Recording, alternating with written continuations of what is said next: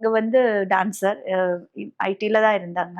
So இப்போ resign பண்ணி எழுதுறதுக்கெல்லாம் அப்படியெல்லாம் சோஷியல் சர்வீஸும் பண்றாங்க. இந்த மாதிரி எழுதுறதெல்லாம் இப்ப அவங்களுக்கும் நீங்க பேஷன். அவரும் டான்ஸர்னு சொன்னீங்க. ஆமா. இப்ப நீங்க ரன் பண்றீங்க. நானு அவங்கள பார்த்ததே டான்ஸ் கிளாஸ்ல தான் டான்ஸ் பார்த்தது. கிளாஸ்ல. ஆமா. ஸோ அந்த காலத்துல மொபைல் இல்ல. ஸோ நாங்க ஸ்ப்ளிட் ஆச்சு. எதுவும் பண்ண முடியல. கடைசியில இப்போ ரீயூனியன் ஆயிருக்கீங்க ரீயூனியன் திருப்பியும். ஆயிருக்கு. ஸோ அப்போவே அப்பத்துலேருந்து ஒரு 4, 5 இயர்ஸா நாங்க சேர்ந்து வாழ்றோம். சிறப்பு, சிறப்பு. ஸோ இப்ப நீங்க ரன் பண்ற இந்த ஸ்கூல் வந்து எப்படி உங்களுக்கு குடுக்குது? அப்ப நீங்க நடிக்கிறதெல்லாம் தாண்டி இது ரொம்ப எவ்ளோ லைக் சென்டர்ஸ் வச்சிருக்கீங்க? இப்ப பெங்களூர்ல அவங்களே தான் என்னோட இன்ஸ்டிடியூஷன்ஸ்க்கு பேரு வச்சது. A3Dங்கிறது.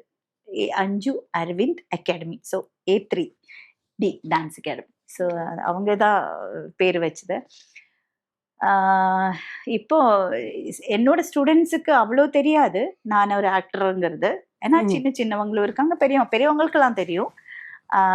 ஸோ அவங்க வந்து மேம் உங்க மூவி நான் இதுல டிவியில பார்த்தேன் அப்படின்னு சொல்லிட்டு வருவாங்க ஒவ்வொருத்தரா.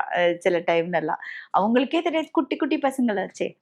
ஸோ எல்லாருமே இருக்காங்க, தமிழ் ஆளுங்களும் இருக்காங்க, தெலுங்கு, நார்த் இந்தியன்ஸ் இருக்காங்க. ஸோ இட்ஸ் லைக் ஒரு நல்லொரு க்ரௌடு.